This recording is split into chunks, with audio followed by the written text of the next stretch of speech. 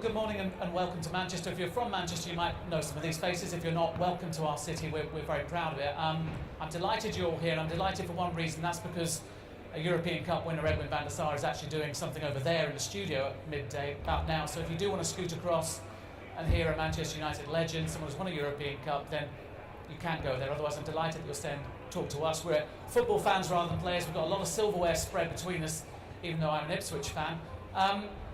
It's a difficult one. Here we are in Manchester, we're passionate about this place. That's why we're all sat here, that's what connects us. In the red corner, you've got a football club that was founded in the late 19th century. It spent a world record, or a British record, on Paul Pogba last season. It has a manager who thinks he's the best manager on earth. In the blue corner, you have a football club that was founded in the late 19th century, spent £150 million on fullbacks this summer, and has a manager who thinks he's the best manager on earth. So a lot of similarities there. They're trying to get to the same goal. Everyone, we feel, from a Manchester point of view, is looking at Manchester. We think it's the focal point, not only in this country, but also perhaps in the footballing world. But I guess the question I'm going to put to my panel now, Tim first, is are we the focal point? Are we where everyone wants to be, or are we the most financially irresponsible, decadent football city on earth? I think we're a bit of both, really, aren't we, to be honest? I mean, the recent summer spending shows you that kind of out of all the Premier League clubs, Manchester City and Manchester United are in the top three spenders. They clearly want to acquire what they believe is the best talent to make them the best on-pitch product that they can really be, to be honest. As clubs, both are looking to develop maybe in slightly different ways, to be honest. City, obviously, through the expansion of the Etihad campus, United using their brand globally to grow even more.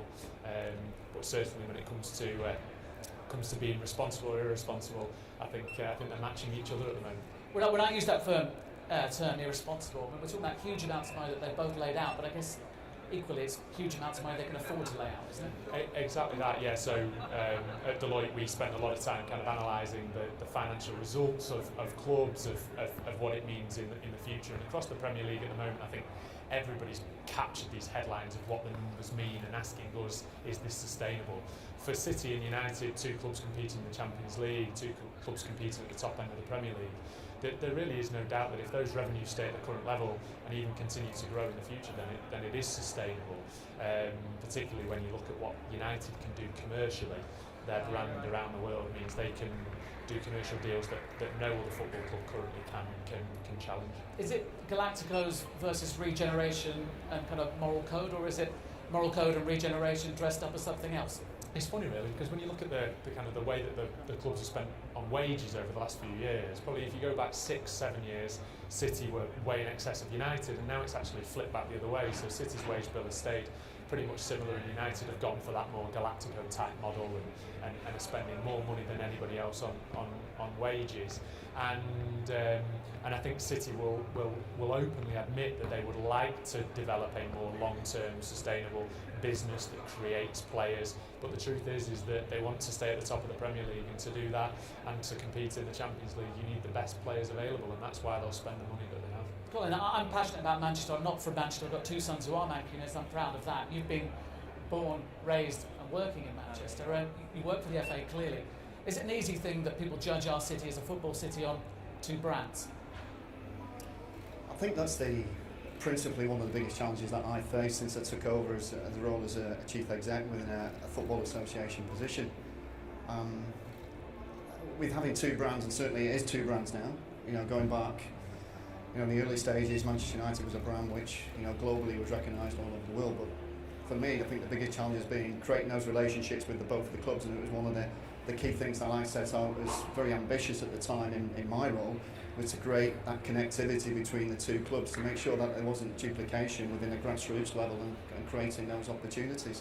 I think still lots of work to do, but I think it's really kind of set the scene for me in terms of grassroots to start to look at what the clubs are doing and also use that in a stage which actually is equivalent, that we can actually recognise that why isn't grassroots looking in a similar manner, a similar commercial way, a similar strategy way to actually develop the opportunities around the grassroots game. So yeah, I've grown up and born and bred in Manchester, worked in London for a while, but to come back to my city, I call my city the capital of football. I genuinely believe that is the case. I think there's lots of recognition around both clubs at the moment where there is, as Tim said there, different ways in which they're actually they're building their clubs. But I've got to make sure there's traction in between that actually works, that actually, guess what, to build those clubs, the players actually come, the fans come, they come from a significant fan base which is grassroots based, whether that be parents or players which form part of that club. I was going to say, it's a top-heavy business in many ways. I stood outside the Etihad Stadium last week and talked about Alexis Sanchez not coming to Manchester City, but I could say that that was a fact. I'm not sure I could stand outside many of the facilities the FA have and participation has and say this is the best we could offer a grassroots football. Is that? I mean, the common question must be, with all this money sloshing around, why is it not coming in your direction? I think yes, definitely so. It's the biggest challenge I face, whether that be via social media or people in today in the event, talking around how much money can we generate. Many people in the audience I've spoke to today about how do we generate and understand that grassroots has got a real focal point and has to be part of the generation and legacy around football. We talk about legacy all around the world and the World Cups and so we have got to start building some kind of legacy which actually transmits itself to get through to the grassroots level. Predominantly that is being epitomised by people talking about facilities in comparison to all over Europe and European cities and what facilities they have. Yeah, facilities does bring things, but actually what epitomises the real opportunities in certainly in the UK and certainly with England is the volunteers. The volunteers format in terms of football is this incredible bond we have. So investment both into the physical and tangible assets of facilities is one on that, James, but we cannot never forget people. People and places will make things happen. We talk about the business of sport. You're involved in the business of sport, Mark. You're involved with players, clubs, organisations. Over the last 10, maybe even 20 years, has the business of sport changed? And have they got the nous, or do we just say they've got the nous because there's loads of money sloshing around? There's certainly a lot more money sloshing around, and that's probably down to the business acumen of the Premier League. But ultimately, the Premier League are selling the product, aren't they? And the product is the Premiership game, and we do have two flagship teams up there. Business-wise, over the last 10, 15 years, the two teams have come an awful long way. If you think they were both ultimately family-owned businesses, whether it was Franny Lee with City and Martin Edwards with United, you've now got one that's a highly leveraged business, that's parts floated on a stock exchange. You've got another one that looked like it was a benefactor model, being City, but has now become global. I mean, it sits there with subsidiaries in Japan, America, Australia, Uruguay, Spain, looking for China next. It's got a successful women's team. They've just turned their businesses on their head, I think, but it has been fueled largely by the Premiership monies. In terms of the way it's run, though, is it run with a lot of fat, a lot of excess, or is it run in a way that you think, yeah, I could run my legal practice like that, it's straight down the line? I don't think you've seen our five-a-side team. I wouldn't say they're without fat, I wouldn't say they're not totally lean, but without a doubt they've become a lot more business focused, a lot more on the commercial side. I mean, Tim's already spoken about just how much commercial revenues these two clubs get in. A lot of clubs in the Premier League survive on the broadcasting monies. These two, they've got a huge percentage of their monies comes from the commercial side of their operations, and they're very slick, and they're now taken this business right around the world and monetarised it. Colin, key dates. Was the key date in the last sort of couple of decades Sheikh Mansour arriving in 2008 while Dimitar Berbatov went to Old Trafford, or was it 2002 when you had a proper legacy in this city with the Commonwealth Games? What's the key date for you perhaps in the last couple of decades? I think whether you place them on dates or people and the energy which Manchester's driven was driven predominantly by the leadership within the City Council, and certainly Sir Howard Bernstein had a real passion for sport. Sport is synonymous with Manchester, not just football, but football is probably the one you think about purely because of the elements of the brands. So I think the Commonwealth Games certainly was the spirit which actually started the generation where people could go, actually this could be the place to be. I think certainly the point where City's ownership change certainly kind of give a kind of just a lift and a breath of fresh air where maybe Manchester United didn't really have that competing partner. Perhaps actually that's when the model started to change and think things through. I think from our side certainly that's when probably you would see that the element was about competition rather than it just being actually there's an element of we're in one city, and the arguments about whether it was the biggest stadium or equally whether you're from Manchester or not was kind of the only argument that existed. now actually the argument is actually around the financial, who's got the most commercial wealth, how do we generate that next global partner, which club, as Mark correctly referred to, I was Tom Glick just talking the other day about China has got to be thought about as rather than the next destination. So I think it was probably not specific dates in time what we look at, it was probably a spirit of Manchester which actually started to change. And certainly for me, the regeneration of the work what's been done in the Eastlands area is synonymous and really kind of epitomises really where the true legacies will come out of certainly Manchester City. I get the great opportunity to work with both clubs and see both sides.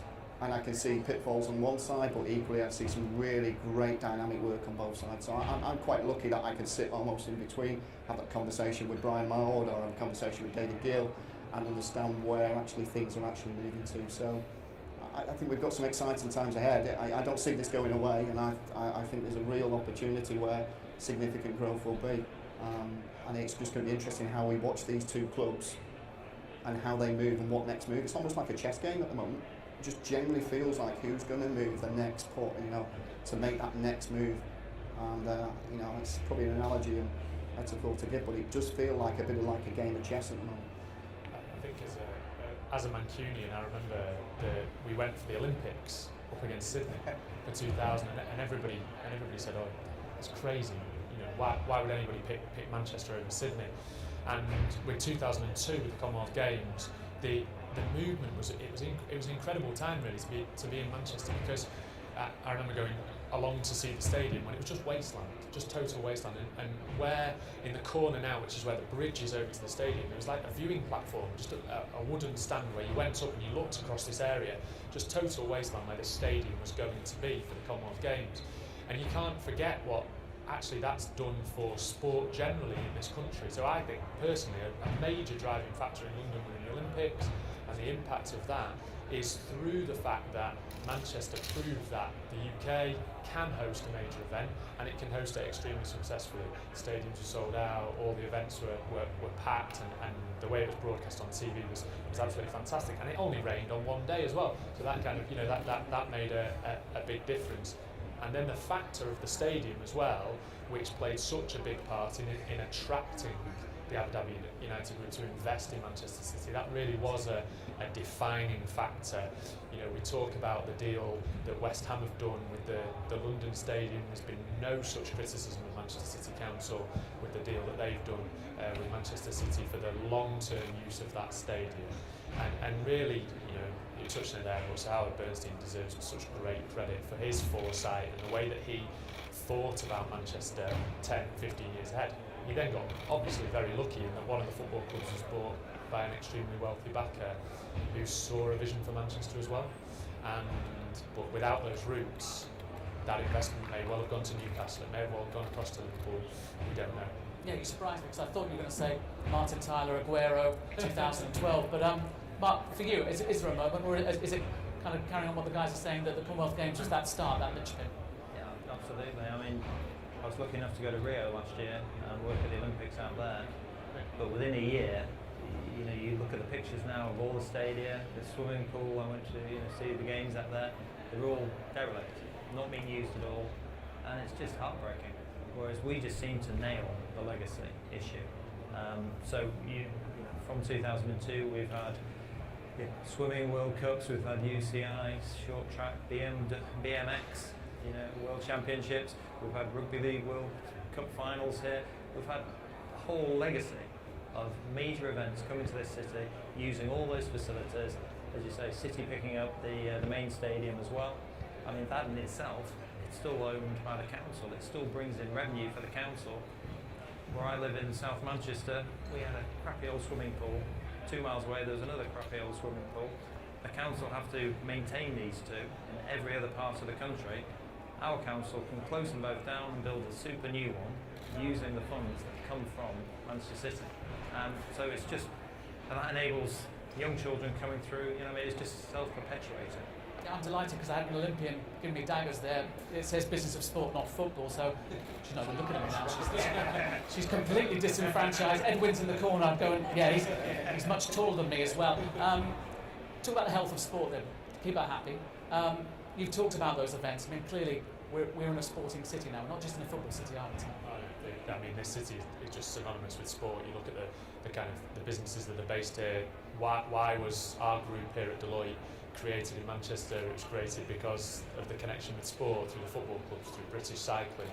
The velodrome, as Mark touched on a little bit, is such a huge success story that's actually then led to the success, I believe, of kind of the British cycling team through the Olympics, and now look at the Tour de France, and even potentially over the next few days winning another Grand Tour as well in Spain. So the legacy of Manchester across different sports is quite phenomenal, and I think a lot of the time people don't quite realise that reach that it has, and a lot of that is rooted in the Commonwealth Games. I was going to say, Colin, is it a double-edged sword thinking, I want loads of people playing sport, I want loads of sports vying for my youngsters, but clearly as chief exec of the Manchester FA, you want them all playing football, don't you? Well, it is the national sport. Participation has just grown phenomenally over the last 3 to 4 years. Significantly has changed an outlook, I think, from sport in general. But you know, it's about sport actually giving more than just sport and just physical activity. You know, it's keeping people healthy. You know, I'm talking, you know, certainly to Eamon, who's in the panels, you know, today in the audience. We were talking there about how different sports can play their supportive role of any sport. You know, my son swims in an academy, but he's swimming in his academy, and the work that he does there certainly helps him in his fitness, that he plays football recreationally. He just wants to enjoy the game, and every sport has a part to play and understand actually what is it you get out of that sport. We're quite lucky in football, like I say, the growth in football has been probably because the FA have been a bit more dynamic in changing the formats of the play. You know, I spent the last 3 months working with a group of coaches from China. They've been quite shocked, and kind of it's the different way and the models and the philosophies that we use to coach children is very different than what they would use currently in China. So the opportunities in showing people different sports, in what you can use to help them become better, or equally just enjoy the game more, is really, really important. And the formats of changing the game in England 3 or 4 years ago, you know, to move kids who are playing 7v7, or you know, to move them the opportunity to maybe play 4v4, 5v5, which they play in academy football in general, and then not shift them from 7v7 and stick them on a muddy pitch with a full-size goal and ask them to save a ball. It ain't going to happen. So the transitions for me have been really helpful in the increasing into participation. But every child, certainly, which we bring into football, we're starting to understand a little bit more that they also play other sports, and that is really important to them.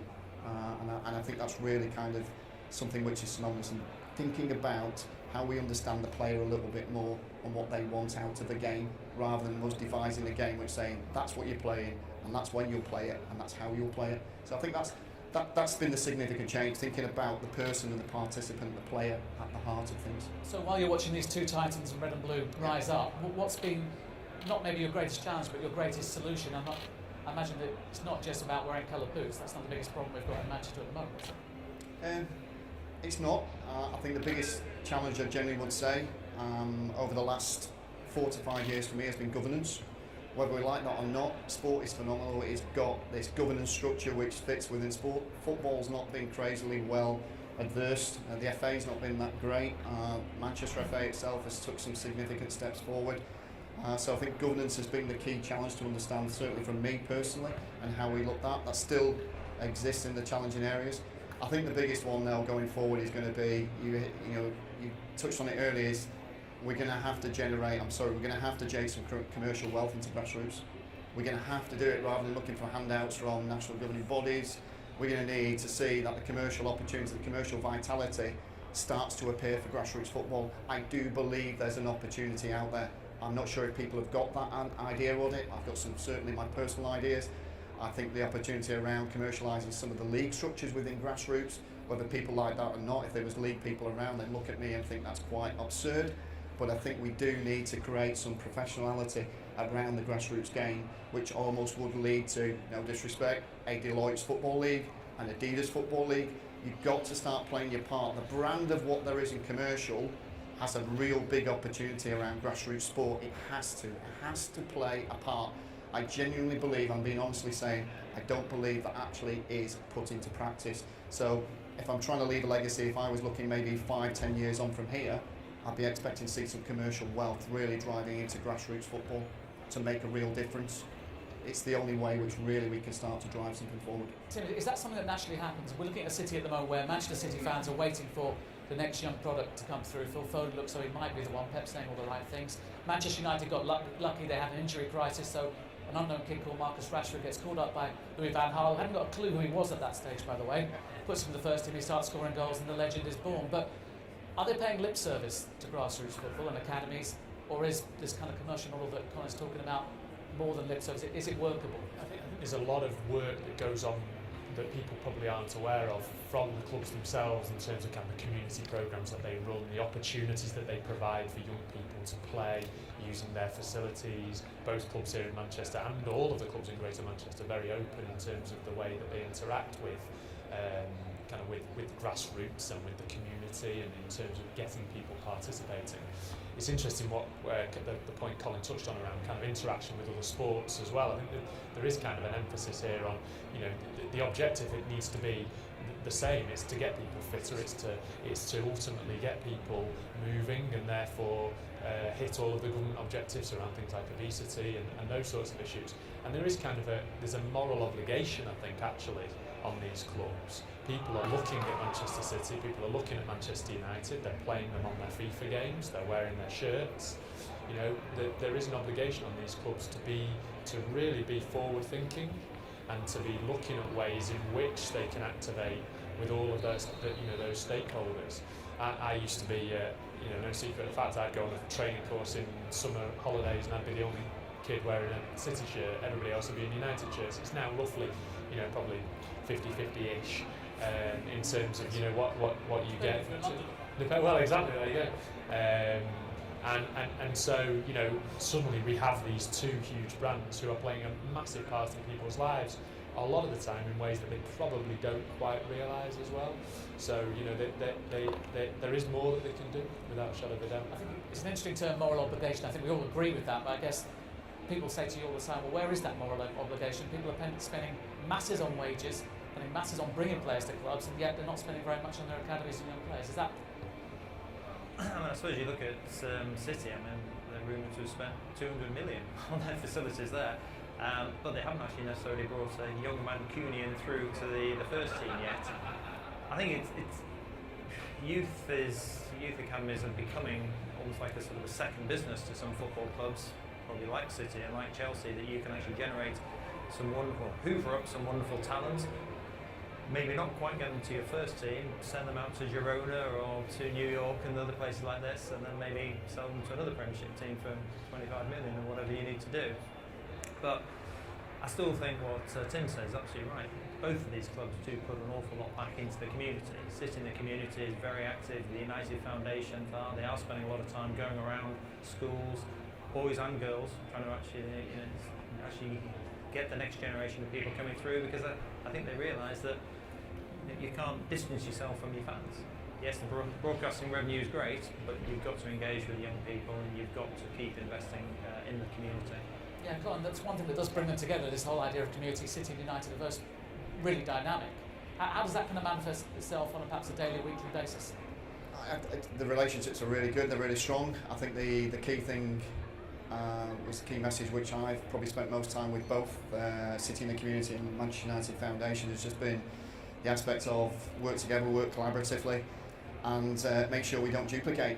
I think certainly I found from a football sense there was everybody in Manchester trying to do the same thing in the same areas, certainly in the same localities. So I think at times I've been kind of the mediator in the middle and said, well, if we want to work on disability football, particularly in this area, what areas of this part of, say, particularly Wythenshawe, which is an area where lots of work goes in, and together we can actually all off. There's enough element of the pie that we can all slice up and deviate and divvy out to us all, that we all get the opportunities to make that happen. So I certainly would echo both what Mark and Tim have said. The work that both City do and United do is unbelievable. It inspires you every time you use and see that social media and how they interact, the digital media age now, to connect their fans, their people to the club, certainly via their foundation and via their communities. It makes a real difference.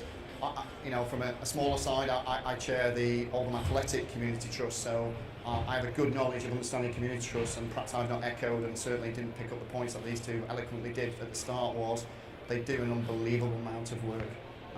It's just phenomenal to see the impact that they have on lives and how they make things happen.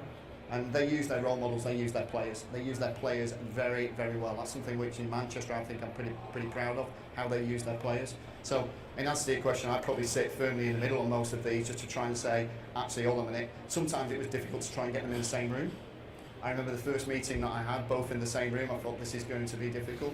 And that's early in my reign, so sometimes it's bringing them together, getting the same bodies together. But I also know that actually off the field, whether we know this or not, the clubs do work far more closely than you probably would expect. I know that most, and their HR departments do work. They work together, they understand, they start to check and challenge. So there is a peer group within the club and within the sector which does exist, which probably is not in the public profile. And they won't go out and shout about that. The Community Trust do their pieces, work in the foundation with John Shields and certainly Mike Green over there. They work very hard. But I do understand under the club's mechanism, they're constantly looking at each other, but they will also work in their departments particularly well. So it is about Manchester for United and City as much as it is about City and United for Manchester?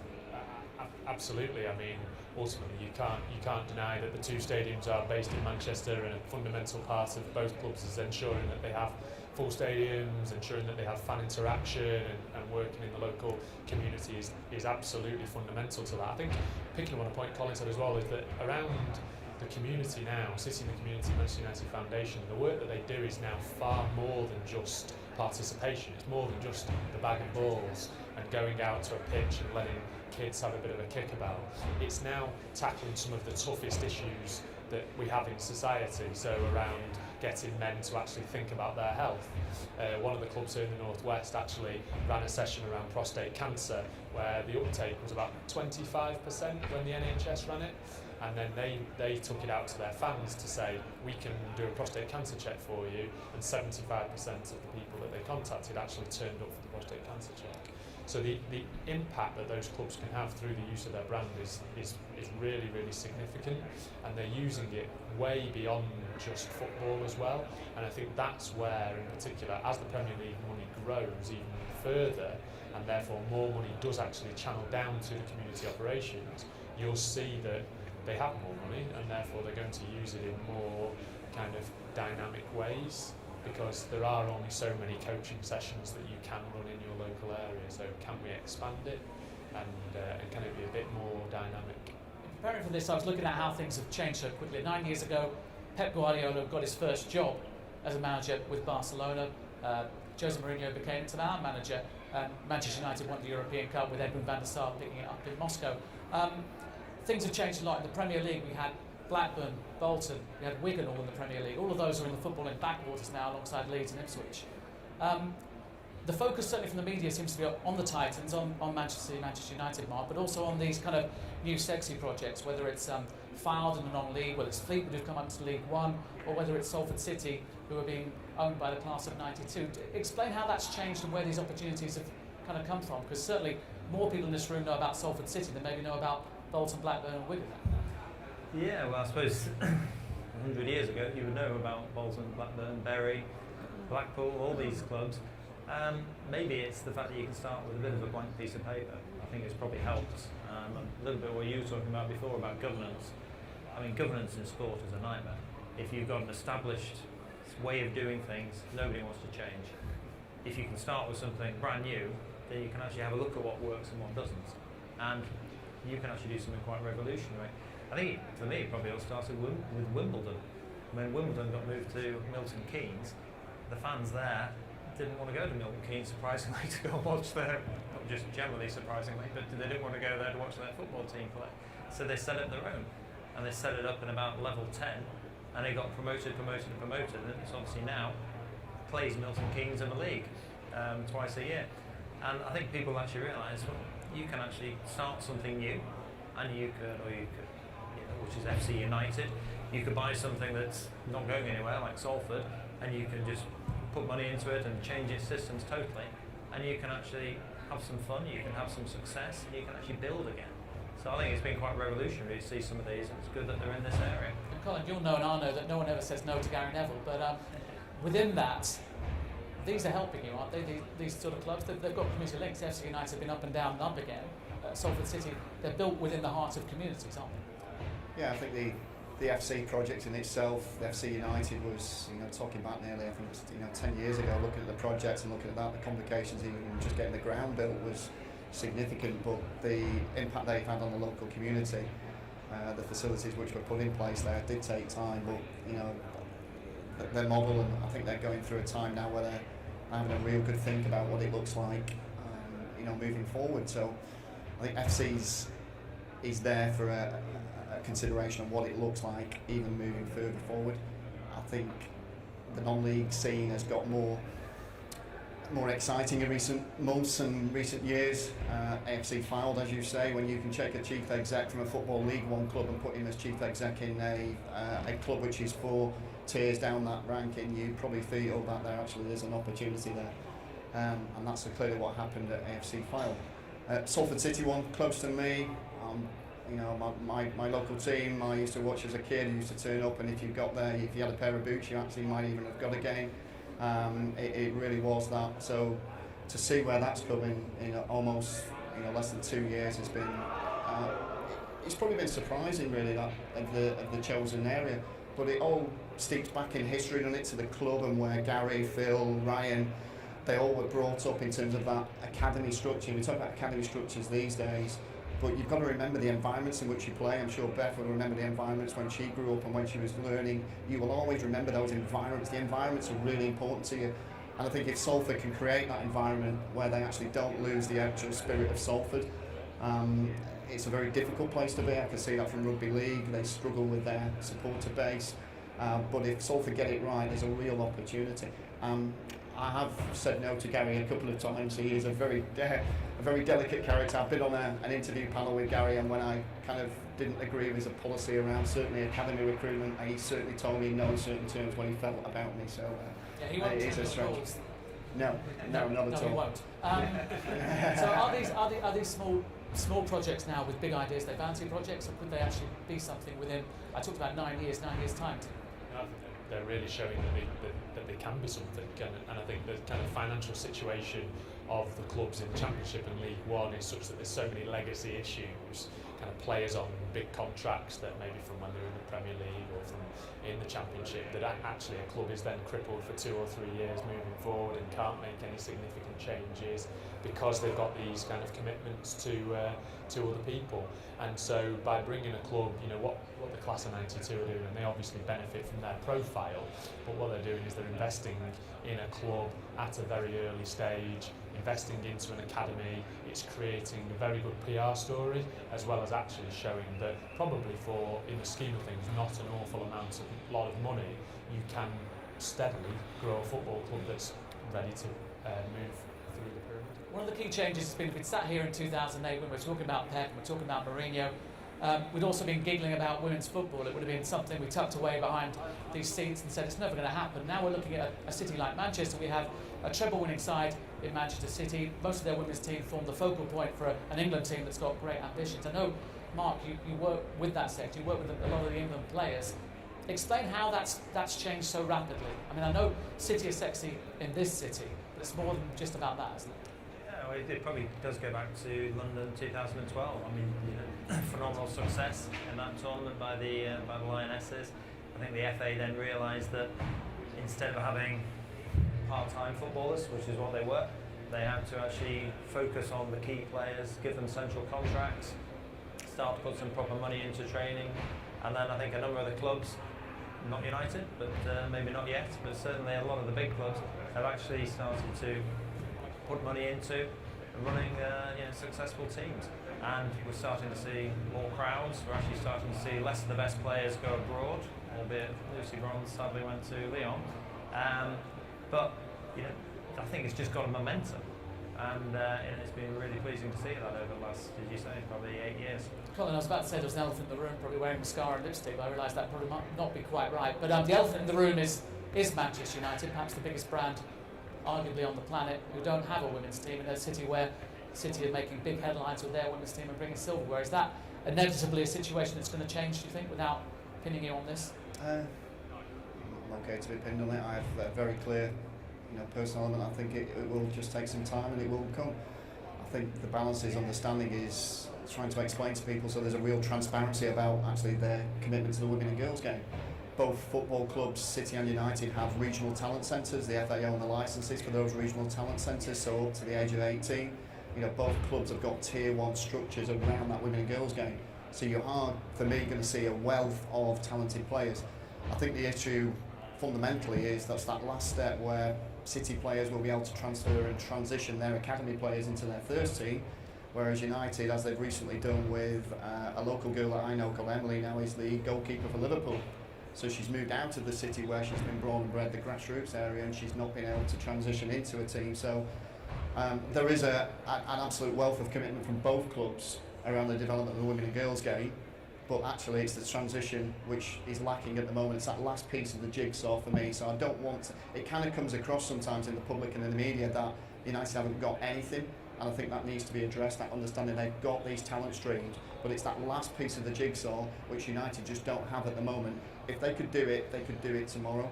It was great to see City's success, a treble-winning women's team, and to see what that did. I went to Wembley to watch the FA Women's Cup final, didn't go to the FA Cup final for Chelsea versus Arsenal, but I went to the women's final for City. There was 37,000, I think it was, at the game. It was a real great fan experience. I do believe the women and girls game, Mark said there, it is growing in terms of numbers. But in answer to your question directly, let's see it as Manchester United just don't have that last piece of the jigsaw, and not people out there actually almost stemming to say they have got no commitment to women and girls, and it really does irritate me at times as chief exec for Manchester. I find myself having to say you're judging it on the basis where it's just this last piece. Whether that investments will come, I think that will be a board decision. I think that's where it's coming from, James, at the moment. I think you know that as well as I. I think that it is at what point that will come. I don't know what pressure there is and what elements will force that to happen. I don't know what it is, what actually doesn't inspire any football club, and I will say that, not just Manchester United. I don't know what it is, anybody, what doesn't inspire anybody to have a proposition for a league sport for women. I just do not get it. It's a real opportunity. For me, it feels a bit of a no-brainer, really. Obviously, Colin, you talked about the kind of elements of developing women at kind of the younger age groups, and from City's perspective, it's so much wider now as well. We spend a lot of time working in the Middle East, and kind of you see now the women's team going out into a society where perhaps women previously haven't had the same opportunities as men, and they're developing coaching clinics, they're developing soccer schools for women, and it's absolutely phenomenal to see, really. And they're using the success of the women at the professional level to really show exactly what can be achieved more widely. And also you've got to look at it from the perspective of maybe 20, 30 years ago, your match-going fan was your 20 to 60-year-old male. Well, that dynamic now is changing dramatically, and women and children are attending football matches in greater quantity than they ever have done before because of the environment and all of those other factors. And so you're creating your fans of tomorrow, both for the women's game and for the men's game. And that can only be positive. Okay, we've done then, we've done now. I just want to cast the watch or the clock forward 9 years. You haven't got to sit here till 2026, you'll be glad to hear. Where does football, where does this sporting city go? Because it's the business of sport. A lot of people say it's not a business, the sport's the most important thing. Tim, does it become even more of a business in 9 years, or does it find its soul? I hope that it becomes more of a business and retains its soul.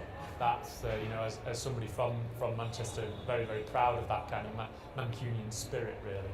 And I'd like to see, in particular, the two football clubs really embrace that and move forward over the next 9-10 years. And who knows how many trophies each of them are going to win. But they'll remain integral to this city, and sport will remain integral to this city. And if the Commonwealth Games do come to, say, Liverpool or to Birmingham, then Manchester will undoubtedly play some part, and sport will always remain, I think, central to this city. And for you, Colin, does business have to have more of a heart, more of a conscience to allow sport at your level, perhaps, to thrive more than it is at the moment? Because you've certainly got people wanting to play football. It's just when, how, and on what, isn't it? Yeah, I think so. Success on the pitch for both clubs is imperative. Absolutely, it's a deal breaker. Without success on the pitch, I think for both clubs, I think that their growth will be very limited. Let's cut it back to that. It's about football. It's about what goes on that side of things. But equally for us, it's going to be about success on the pitch in terms of getting more people playing.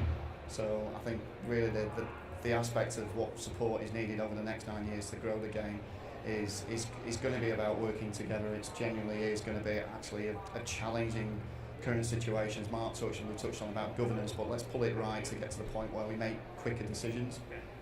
There's a lot of bureaucracy sometimes in football, and if we can make the quicker decisions to make it helpful for more people to play the game. I think there's got to be a lifelong love of the game, so when we bring some people and start to look at what actually we do within schools, I think there's got to be a better vitality. Me personally, from a football perspective, it's like it kind of looks after itself, but so I think the legacy for me will be a far more collaborative approach around football, with certainly both clubs playing a major part in moving forward. I'll just touch on really one point from me, really, which I kind of probably illustrated to me over the last, since May and the tragic events which happened in Manchester. I think the day actually dawned for me was when I saw both clubs in a boardroom, and we were all collectively talking about what we could do, including myself as grassroots and sat there, and we were all going, hold off, we want to work together because we want to make that pledge. That £1 million pledge and that United v City and what's gone on and how that's done was the one which was a real changing point for me around the terror attacks in the city, and how that suddenly felt that the dynamics of both clubs would certainly start to come together. The aspect of the for the game, the Europa League final for United, kind of like almost went out the window a little bit. It was kind of a really weird, surreal week.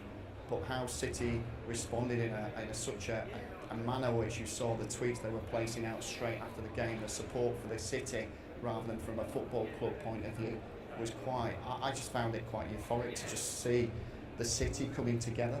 And that's for me, if anything, what I'd like to see if there was a legacy maybe in 9 years' time. There was far more elements of, we weren't waiting for tragedy and elements of that, there was far more legacy out that actually, how can we help the City of Manchester work together than working as individuals. That one for me, this, like I say, in this last period of this year, through those horrible, tragic events, epitomised for me that actually you can work together if you want to, and it was really great. That's a hard act to follow, but where does Manchester go? Yeah, I'm not sure you can follow. That's really well said. I suppose looking forward for me in 9 years' time, I think I'll just give you a quick example of my 14-year-old son who's somewhere around here in town before he goes back to school tomorrow. How do football clubs provide basically the entertainment for a 14-year-old in 9 years' time? Because he is so glued to his phone, he will look at everything in 10-second snaps. I'm not convinced he's going to start coming to a 90-minute match. And I think that's a big challenge that both clubs have got. Been cut off. There you go, we've run out of time. But for me, that's trying if it works. It's the 50p a metre job, isn't it? I think it is, isn't it? It's not working either.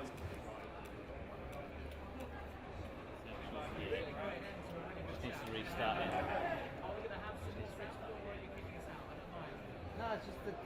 It was that last interview I did with Edwin van der Sar. He was never happy about that. He always had that beef with me about it. Ladies and gentlemen, I've asked some...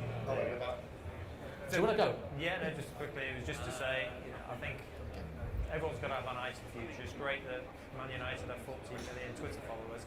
It's how they connect with them, how they monetize that. The future, I think, is going to be a lot around entertaining young kids, which is a generation I don't understand, despite being a father.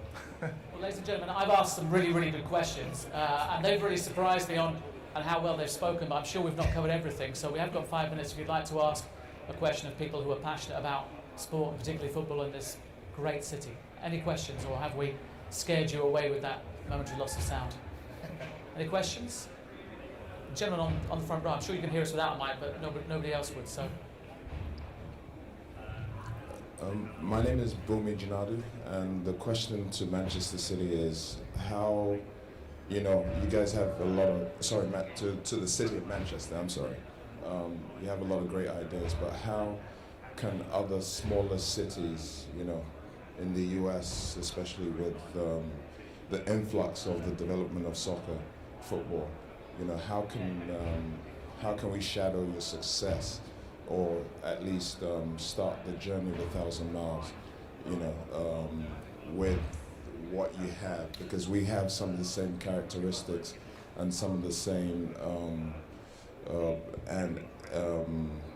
restraints in how we want to move forward, but we want to do it the right way, and hopefully you can help, you can hold our hands, to help advance the game of football in the United States. He's got a very good point there, because clearly in the United States they're not going to get a Commonwealth Games in the cities he's talking about. So what do they do? I mean, Colin's talked about the spirit of Manchester. It's a bit twee, but it's also very true with the worker bee.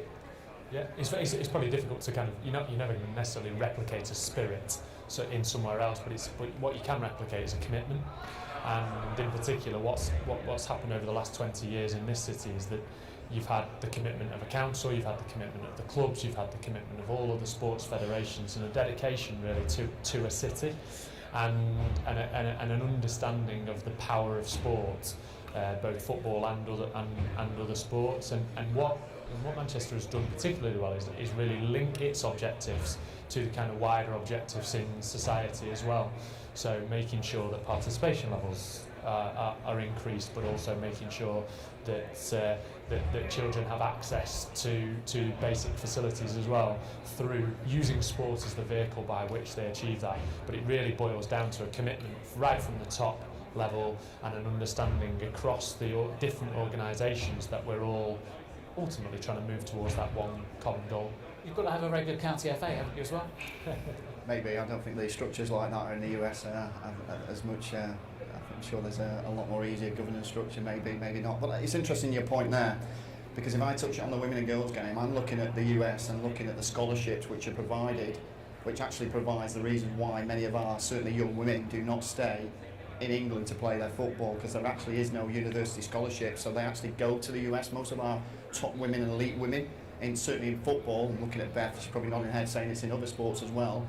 We need to actually understand what you do really, really well, and we need to start sharing, we have that best practice, but it creates an opportunity that we look at you, we think we know how to do it, but we don't actually know how to do it. So certainly I've spoke to Baroness Sue Campbell, who's took over the head of football, head of women's football in the FA, and some of the things she's challenged already the FA to start considering is you do not have any pathways for these elite women to actually progress through the game. So the FA have just actually announced that they're working with 10 universities for high performance centres for women. So Manchester and MMU, you've seen Manchester Metropolitan University and University of Manchester agree to work collaboratively on one high performance centre. Going back to what James's point, you've got to work together. I would never have thought we'd have two universities would go, actually, let's do it together rather than do it and one of us don't get it. So I think working together is important, but please take the point that the best way for you to find out about how we do things is to understand that you've got lots and lots of great stuff that we need to share from you to be able to make it work well. And you don't have rain. We have tons of rain. Yeah, go for it, absolutely.